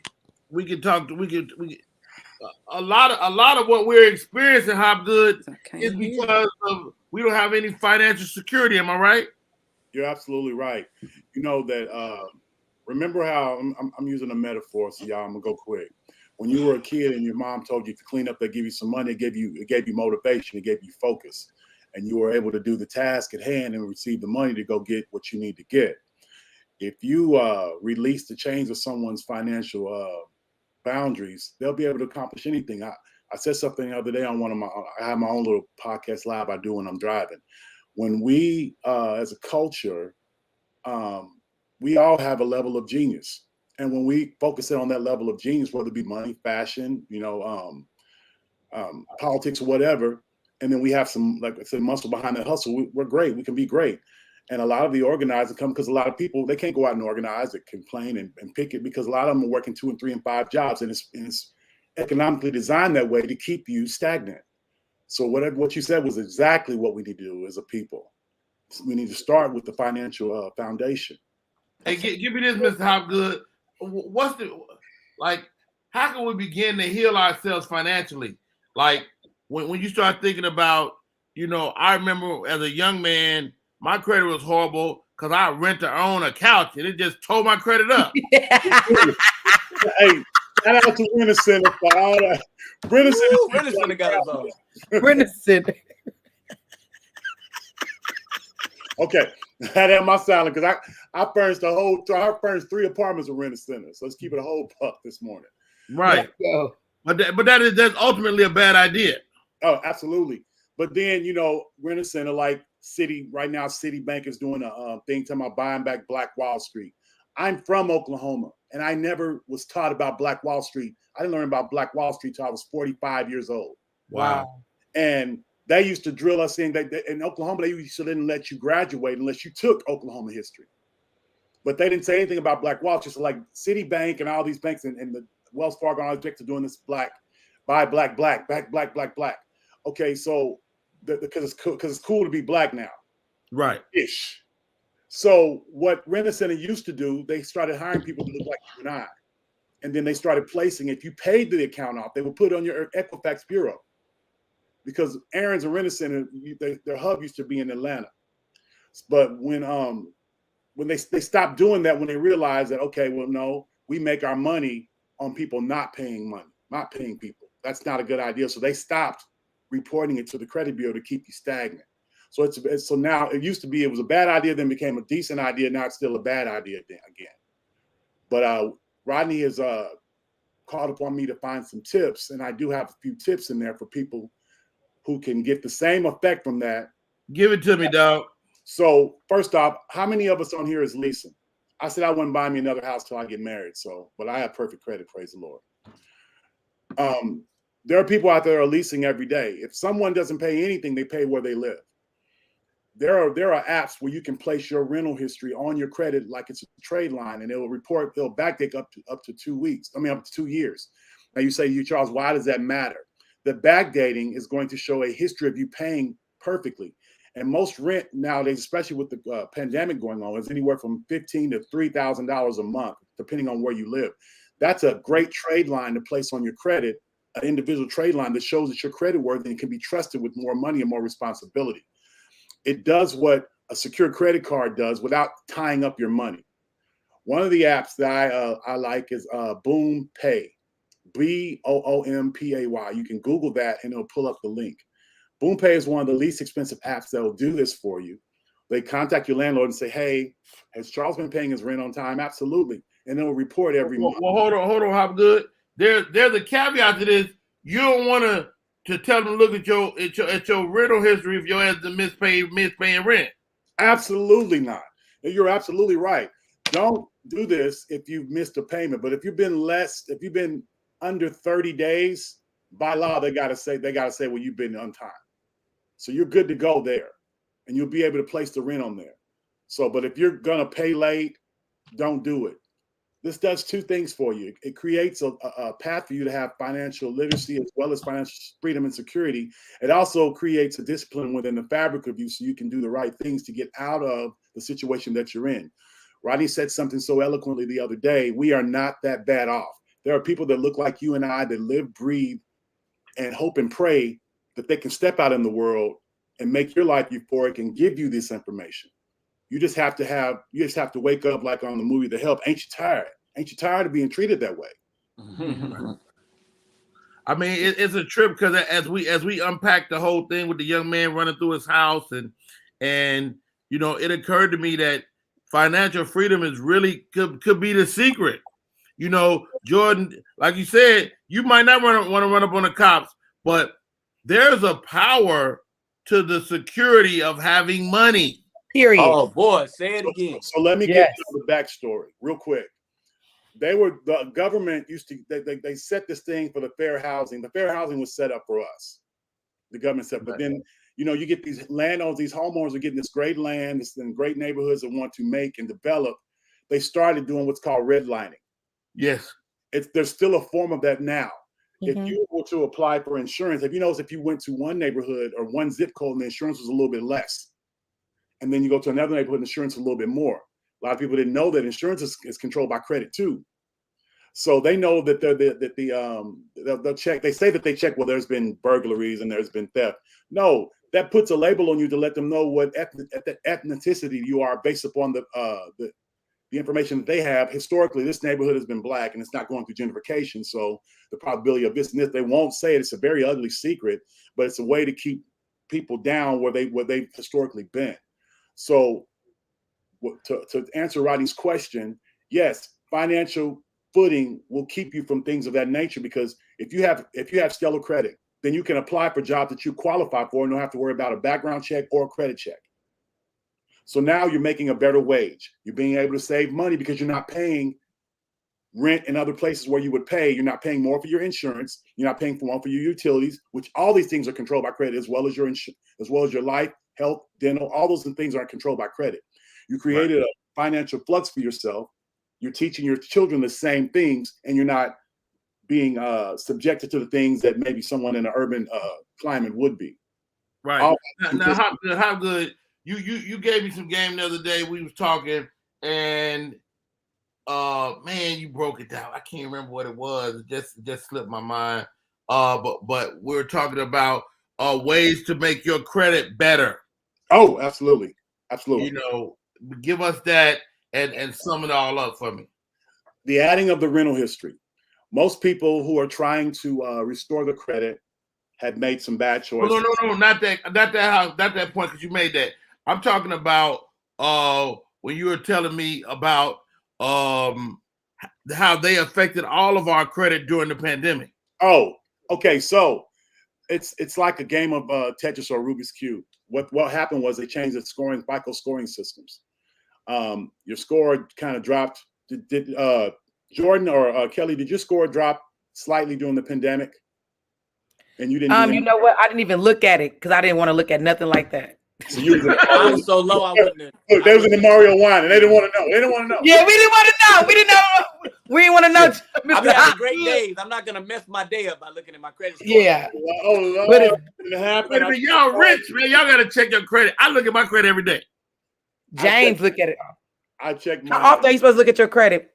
How often do I look at my credit? Because this is the business I'm in. I look at mine once a week. Yeah. Damn. And I don't mess it up or anything. I do it because I have to study what are they changing? What are they doing so I can protect people that are depending on me. Should So the average person what happened during the pandemic? How good? So they went from FICO 4. FICO 4 used to, if you could charge your credit cards up to 42%, and as long as you did that and you paid your bills on time, you still got a great credit score. Then they switched to FICO 8, which wants you to charge a little bit less, somewhere like 35, 36%. So let's say that your credit score was a 695, 680, 695, 702, which respectfully in our community is great credit, even 660. I got good enough credit. That's why we figure, because we've been programmed to think mundane, even though we're kings and queens and emperors and all those things. That's another subject. So it's a psychological effect. So then when they changed it to FICO 8, that 680 and that 690 credit score dropped anywhere from 15 to 20 points. So now they can charge you a different kind of interest rate based on the same credit. So now they can charge you more. So now we go into FICO 9. Okay, we got to get some more money. Banks project their budgets, their bonuses, and the money they're going to spend, and so on and so forth, on not only the growth of people and prosperity. They also bank very heavily on people like you and I who have stumbled in the banking world. And that's how they pay themselves their bonuses. One bank in particular was predatory lending for a good 30, 40 years. And they've been slapped on the wrist by Congress twice. Harsh. So what I'm hearing, Mr. Hopgood, is that we getting beat up in the streets and we getting beat up in the boardroom. Absolutely. Because you know why? Because in every aspect of life, whether you're tanning, style, everything, you have to employ someone of the people that spend the money. How do you think that they have those Fiesta grocery stores? It's not someone Hispanic building it. It's someone on their board telling them what Hispanics like, how to set it up, and how to get the maximum amount of money out of these people. Mm-hmm. It's the effect of the field Negro versus the house Negro all over again. Wow. Hey, Mr. Hopgood, I can't thank you enough for coming on, man. You know what I want to talk about too? I was reading about this yesterday, guys. Do y'all know about the black? I ask a question. What company do you have in order to not get inquiry? Yes. Okay. You can get You can sign up for TrueCredit.com. It charges you a fee of maybe I think $20 a month. You can pull your credit every day through TransUnion. It won't cost you anything. I use my Experian app and I use the Credit Karma. Now, some people will say, well, Credit Karma is not your right score. I understand how to read through the FICOs, but it's also the right score for me because I have perfect credit. If I don't have any bad credit, then it's going to tell me what I need to know. Okay, perfect credit. When I say perfect credit, but again, I'm a Rent-A-Center graduate, man. Respectfully. So I wasn't always. At one time I had a 384 credit score and $22.83 to my name. Come on, God. Statistically, I'm not supposed to be here in the presence of a Rodney Perry, of a Kelly, of a Jordan, speaking about financial excellence because I came from poverty-stricken things. I came from my parent. One of my parents was a street parent, and my other was an entrepreneur. So I wasn't supposed to be here knowing these things. I'm supposed to pay the money, be the piker, do that. Sorry about that, y'all. Hey, listen, that's so dope that a music drop. You say I ain't even supposed to be here. Drop the beat. And then free Did you plan that? Free Enterprise. No, every time you wear your fedora, that happened. No, and then Free Enterprise by Rick Ross come on. My God, that's my Wow. hear that song. That's my ringtone. Hey, you were supposed to be here. You were supposed to have the 380 credit score. You were supposed to go through the Rent-A-Center. You were supposed, everything you went through was for a time like this. Everything is in divine order. So trust me, you had to go through it, so we didn't. So, because I didn't go through it. So you were supposed to go through it. Thank you, God, that you went through it, because now we can sit here and go to Boom Pay and realize that if you are leasing, you can use that. If you're being diligent in your rent, you can use that and build your credit score. You can go to TrueCredit.com and realize that I can pull this every day, learn from it. So yeah, you were supposed to go through it. Thank you for going through it. Well said, Kelly. Well said, Kelly Kells. Hey guys, we got to get ready to get out of here. Hop Good, man. How do people stay in touch, bro? You can find me on Instagram. It's hopgoody_06. You can find me on Facebook, Charles L. Hopgood II. Can't miss me. You can find my business page on Infinity Financial Consultants, LLC. It's a red, white, and blue logo. I'm doing something for the whole month of August. Even though Black History Month is the month of February, we know they give us the shortest month. August is a long month. It goes into a holiday. We're jubilant when we're going to go on a holiday. So everybody that mentions a hashtag in their message when they inbox me or whatever, it mentions Rodney Perry or financial literacy and Rodney Perry. Not only will I give you a free consultation on how to map out your credit, I'll discount you if you decide to hire me. And at the end of the month, we're going to pick 3 single mothers, and we're going to restore them from top to bottom. We're going to get them loans, whatever they need to do, and we're not going to charge a dime. And that's the thing, because I was raised by a single mom. I lost my father in the 8th grade. Rodney has inspired me so much. I've seen him in stand-up. He's picked on me with the Fila hat. He told me he got the whole outfit on. He got me one time in one of his stand-ups. But I've admired him. I watched the show. I feel inspired to be able to help. He's given me a voice, and it's never about the money. Money's a conversation, and if you have a fluent conversation, you'll never worry about eating. So I'm gonna always help. I'm gonna always do things like this, and I'm doing this, and because he's given me this platform to do my thing. So I appreciate it so much. What's that Instagram one more time? Yeah, I'm trying to look it up now. It's hopgoody_06. You're gonna see a host of things on there. I'm a connoisseur of fashion, because as a kid I used to have to borrow clothes. So I said if I ever got into a situation where I can do things, I'm gonna do the way I want to do it. And I give away part of my wardrobe every year. I've been doing that for 22 years. So Hopgoody what? Hopgood. He's an alpha. He's an alpha. Kelly Kells. Oh, I'm a Delta. OOOOP. What's up? What's up? What's up, 13? I see you. And wait a minute, Delta Sigma Theta is the only sorority that owns their headquarters outright. Hey, Come on, boy, debt free. For real. Are you finished? Yes. Oh, I'm sorry. Hopgoody_06, ma'am. Good. Wait, Did you find it, just got here. I can't find it. I cannot find it. Spell it. Hollywood. It's Hollywood Hop_06. I'm sorry. See, that's the problem. See, I was looking at you. I'm sorry. I was caught up in minutes. Oh, there we go. Hollywood. Hold up. Stop Hollywood right there. We got to shout out Vincent Gilmore. Dropped $10 on the YouTube. Appreciate you, sir. Mad love, mad respect. Great show today, guys. Really appreciate it. Gallimore. Hey, that's my friend, Rodney. That's a friend of mine. And you gave Rodney some money. Hey, I've been on Gallimore since the Army. He's an Army. Gallimore, thank you so much, brother. Jordan? Yeah, I found it. Me too. All right, we got Jordan Jackson, Kelly Kells. they are virtually married. And I want a divorce. Who sung at the wedding? Me too, cause she Ain't nobody scared of Jordan. Huh? Ain't nobody scared of Jordan. Who sung at the wedding? I'm just asking. It's a $2 food stamp question. Who sung at the wedding? No, don't ask no questions. Time we trying to get out of here. All right. We had Brian McDay. Not McKnight. couldn't afford McKnight. Oh my God. Hey guys, how do we stay in touch, Jordan? You can reach me at Who Is Jordan Jackson. You can also reach me on the JordanJacksonShow.com.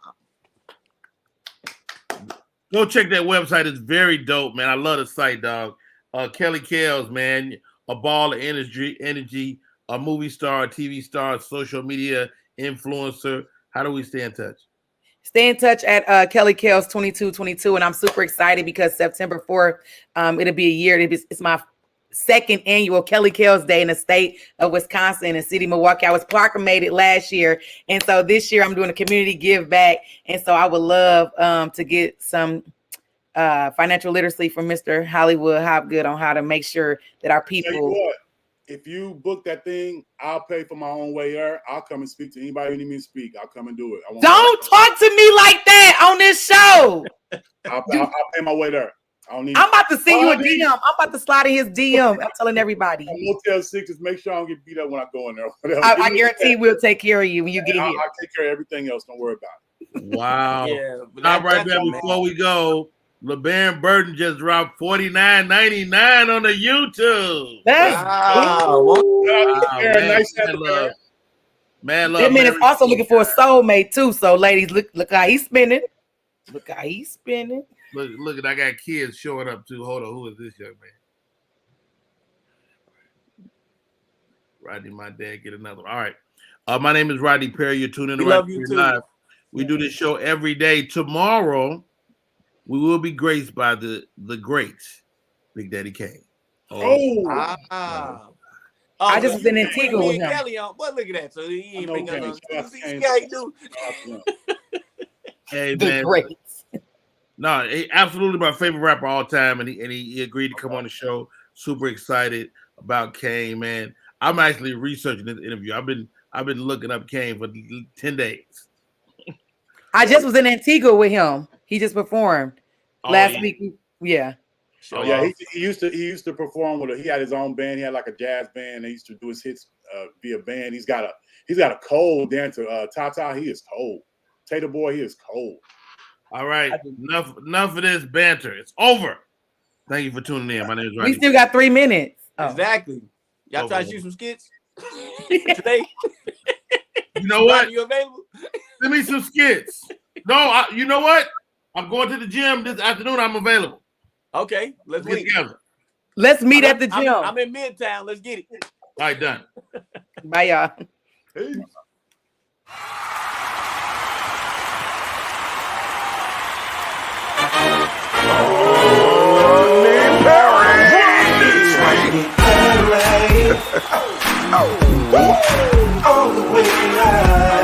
Get ready for America's #1 funny man. What? Hey. Make some noise. Ladies and gentlemen, from LA to New York, Chicago to Mississippi, let's give it up for America's #1 funny man, Rodney.